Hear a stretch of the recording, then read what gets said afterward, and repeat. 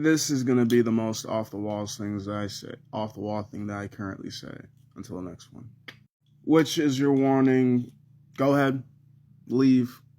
Go ahead. I gave you time.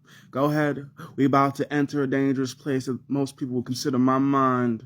If I do not know you, and I mean I don't know you physically, it doesn't matter if we talk on the internet, I do not believe that you exist. Did I stutter or stammer? I did not stutter and or stammer when I first said the first line. I didn't want to say the second line. But I said what I said, and I got a lot of reasons for it. Like, I made an analogy about how the world is basically like John Wick movie. Or the movie that I've seen that was made in like the I think it was late 90s, early 2000s, called The Game. Now everybody done heard of fucking John Wick, so you know what the fuck's going on with that one. There's probably a third movie I could probably put in there.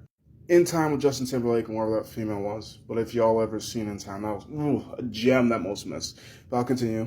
In Time with Justin Timberlake was really about how literally as soon as they hit a certain age, they have a certain amount of time to get X amount of shit done. The only way to gain time is by working, but at the same time, you're literally wasting time when you sleep, and then when you go out to the freaking do anything, you're still spending time. But every time you go to work, you gain some time, but it's not really always a sufficient enough time. But time is the equation that equal to money. Because for as much money as you have, that's as much time as you have, that's as much as you can enjoy, and you can basically do whatever, essentially. The Game is about an eccentric, well, not necessarily eccentric, I'd say more or less been introverted. Can't remember if he was a millionaire or billionaire. Let's just say he just had enough money to be able to pay for that. And what happens with him is he gets to play the game. And what is the game, you may ask?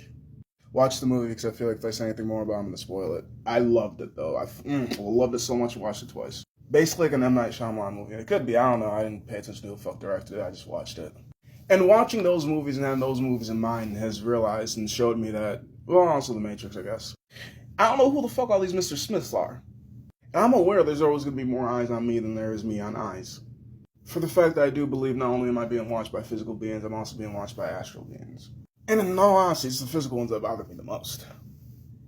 But it's like, are you with them? Are you with them? Are you with them? And because any good detective needs an inside man, are you with them?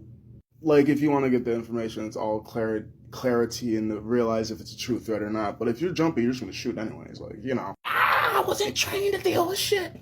I got this job off of pure luck and nepotism. And also, a lot of my childhood was just a lot of people lying to me, faking their personality, faking what they wanted from me, just get something else from me. And I'm like, you could have just started off with that to begin with.